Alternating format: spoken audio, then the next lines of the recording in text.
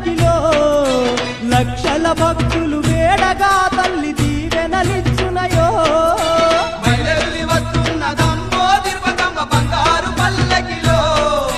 లక్షల భక్తులు వేడగా తల్లి దీవెనలిచ్చునయో